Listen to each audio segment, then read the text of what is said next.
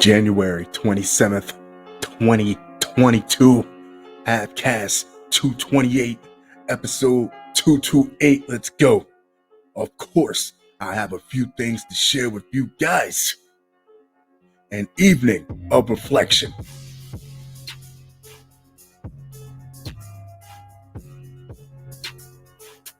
Shall we?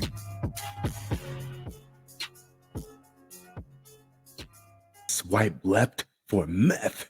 Police use Grindr app to catch drug dealers through dating profiles. Looking for love in all the wrong places. A recent undercover police operation called Swipe Left for Meth, where authorities used dating apps such as Grindr to catch drug dealers, resulted in over 50 arrests.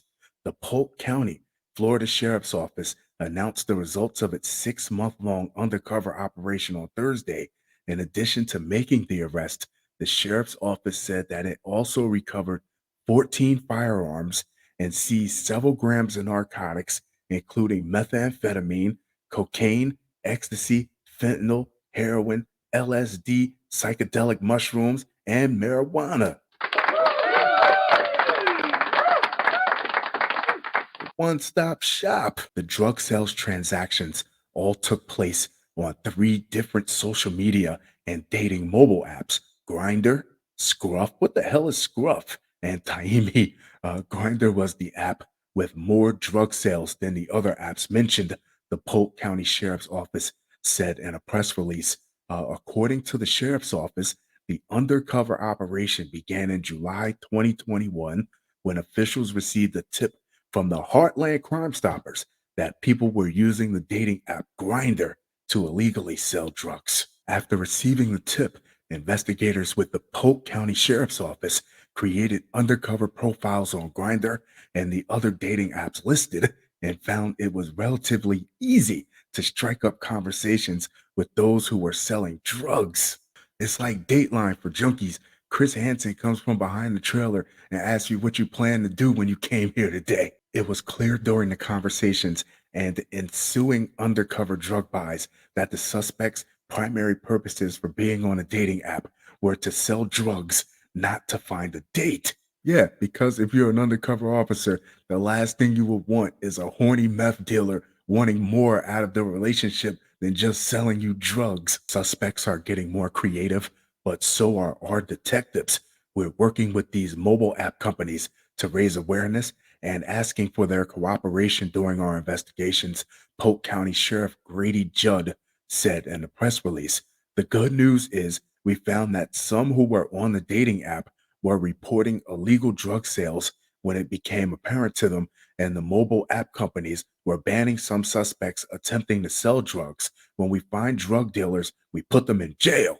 Grindr might just be the most recent, but all of these apps are being used for people to find potential buyers, and buyers are using the app to find potential sellers. During a press conference on Thursday, Judd said that the suspects were openly advertising the drugs they were selling on the dating apps. Judd also said that his office has filed criminal charges against 68 different people. 60 of those suspects have already been arrested, but 8 others remain at large. According to the sheriff's office, 159 felony and 72 misdemeanor charges were brought against the suspects during the undercover operation. Altogether, the suspects have 908 previous charges, including 453 prior felonies and 455 prior misdemeanors. Gee, that sounds like the Dallas Cowboys and the Vegas Raiders' whole rosters. Hey! 11 of the suspects told detectives they receive government assistance, the sheriff's office said in the press release. What does that have to do with anything unless your next operation is going to be called Follow for Food Stamps? Oh, because we're not done with the undercovers. A Bronx man faces more than 300 gun-related charges for allegedly selling weapons to an undercover officer. Are you a cop? You got to tell me if you're a cop. Are you a cop? Of course I'm not a cop. You got the stuff? A Bronx man is facing more than 300 counts of gun related charges after allegedly selling more than 70 weapons and high capacity magazines to an undercover New York Police Department officer, the Bronx District Attorney announced Wednesday. These people are assholes. They could have locked them up at 100, but they were just like, let's see what he maxes out at. Let's see if he catches on before we book him. Shakur Rodriguez, 23, is charged with 304 counts, including the criminal sale and possession of a firearm and criminal possession of a weapon, according to two indictments filed in the Bronx Supreme Court. He was arraigned on both indictments and pleaded not guilty to 225 counts. His attorney had no comment. I'm looking at the paperwork here, Your Honor, and my defendant said he's going to plead not guilty to 220. The fuck? I quit. No comment. The charges came the same week. New York Mayor Eric Adams announced his blueprint to end gun violence as part of a citywide effort to combat increased violent crime. Adams cited gun trafficking as a significant part of the problem, calling for state and federal governments to raise the penalty. Rodriguez was attending Austin, PA State University in Clarksville, Tennessee, while allegedly smuggling illegal weapons to the Bronx and Manhattan, according to the DA. Rodriguez allegedly sold an undercover NYPD officer 73 firearms, 59 of which were loaded, and more than 40 high capacity magazines, according to the district attorney, who noted the officer typically paid between 1,000 and 1,500 per gun. Okay, so let's get this straight. You sold a loaded gun to someone who can then just shoot you with the loaded gun and then take all the guns and the money. That's dumber than selling meth on Grindr. The defendant allegedly bought these semi automatic weapons and high capacity magazines up from the South, sometimes transporting them in a duffel bag by bus. Boston George, dozens of the firearms were loaded and four are considered assault weapons.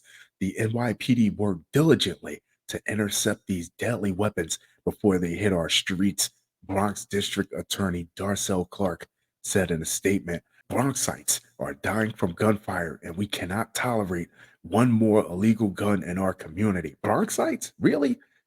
There have been an 80% increase in firearm homicides in New York State since 2019, and 75% of the guns used in those homicides came from out of state, Hockel said Wednesday.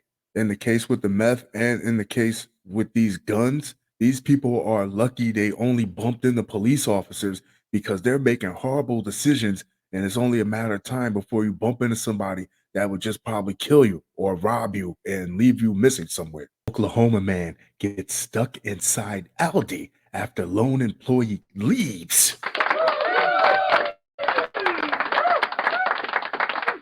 If it's 8:40, if it's 8:45, if it's 8:50, and the associates are walking around the store telling you, we're about to close in 10 minutes, we're about to close in 10 minutes, and you're just like, oh, well, you close at 9 o'clock. It doesn't close until 9 o'clock. You're being an asshole. An Oklahoma man found himself stuck inside an Aldi supermarket after the lone working employee locked up and left for the night without checking for remaining customers. Oh, this reflects poorly on Aldi also, who only has one person there closing, which is just an open invite for all things to go wrong for that person. The man, who goes by Chaos Black Metal on TikTok, found himself locked inside the Aldi with another customer in April of 2020. However, he only just shared footage of his unsuspecting experience online. Uh, on Tuesday, he shared a video of the incident, revealing that he had to call the police, who in turn called the store manager to free him and his fellow accidental prisoner after the only staff member on duty left them locked inside the store. I know I'm not supposed to be biased, but this guy is an asshole. During the pandemic, Aldi closed early and the cashier neglected to make sure no customers were left in the store. Don't you for 1 second try to blame it on that cashier that was there alone. It's unclear why there was only one employee on duty at the time. Hey, there we go. There we go. However, it is possible that the store was experiencing staff shortages amid the pandemic. That's why you have a store manager to come in and pick up the slack. That's the responsibility. He went on to share several clips of himself in the empty store, like an asshole. I just got locked in an Aldi and they don't close till like 9 o'clock, he explains as he pans to his watch, which shows that it was still only 8:45 p.m. Still only 8:45 p.m. Like, come on, it's 15 minutes to 9. Get your shit and get out of there. I had to call 911 because the alarm was activated and I can't get out. But I don't have to worry about starving to death because there's plenty of food and there's also a bunch of alcohol. He said while he and the other customer waited for about a half hour, the man enjoyed his time in the store. Can anybody hear me? He yelled into the empty shop, laughing. I'm locked in an Aldi, a true piece of human excrement. There's no other way to explain it. Amazon, Whole Foods can be sued by murderer rejected for delivery job. Who's gonna tell him he didn't get the job? You go out there. He's a fucking killer. You go out there and tell him he didn't get the job. A federal judge said Amazon.com Inc. and its Whole Foods unit can be sued over the refusal to hire a convicted murderer who claimed to be rehabilitated after nearly 23 years in prison. In a Wednesday night decision, U.S. District Judge Valerie Caproni in Manhattan said Henry Franklin could pursue a proposed class action after being turned down for a grocery delivery job at Cornucopia Logistics, which serves Amazon and Whole Foods. He couldn't be any worse than the FedEx driver that dumped a few hundred packages on the side of the road. I'm pretty sure he had a clean record. Amazon determined after a background check that Franklin had lied on his April 2019 job application by answering no when asked if he had a criminal record. After 23 years, no, you don't. You 23 years. Longer than most of your management staff has been alive. New York law bars employers from rejecting job applicants based on their criminal histories unless their crimes relate directly to the job sought or hirings would pose an unreasonable risk to the public. Without ruling on the merits, Caproni said the defendants failed to show that either exception applied, adding that Franklin has adequately alleged that he is rehabilitated and no longer poses a threat to the public. You should want to have him on your team because you would have the places you deliver to would be a little bit nicer to your drivers. Hey, one of them is a killer. Which one? I don't know. Let's be nice to all of them.